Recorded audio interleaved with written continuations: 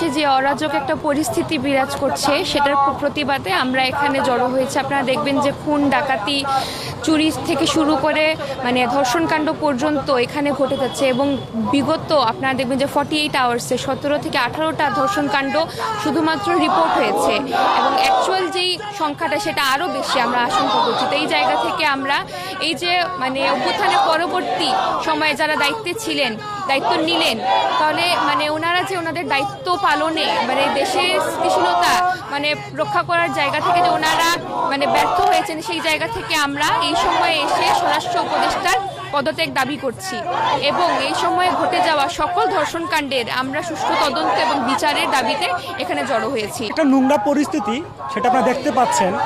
আসলে সরকার যে কত দুর্বল সে শুধু এই গত এক সপ্তাহে দেখাচ্ছে তা না, সে ক্ষমতায় আসার পর থেকে দেখাচ্ছে সে কতটা দুর্বল। আমরা যদি সর্বশেষ খেয়াল করি, স্বরাষ্ট্র উপদেষ্টা মধ্যরাতে মিডিয়া কর্মীদের আপনাদের ডেকে নিলেন।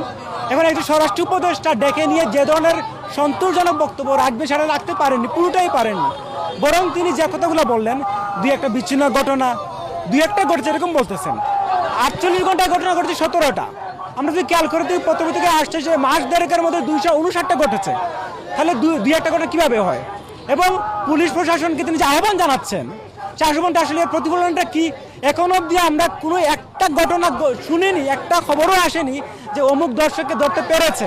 তো আমরা এই ধরনের মেরুদণ্ডহীন যে স্বরাষ্ট্র উপদেষ্টা, তাকে আমরা মনে করি এটার দায় নিয়ে অনতিবিলম্বে পদত্যাগ করা উচিত। পাশাপাশি হচ্ছে গিয়ে এই ঘটে যাওয়া ঘটনার সুষ্ঠু তদন্ত করে বিচার করতে হবে। সমাজের গার্ডিয়ান যারা আছেন, যারা শাসক যারা আছেন, যারা এই দেখভাল করছেন পুরো সমাজটাকে, তাদের তো একটা দায় আছেই এবং বড় মুখ্য একটা দায় তাদের।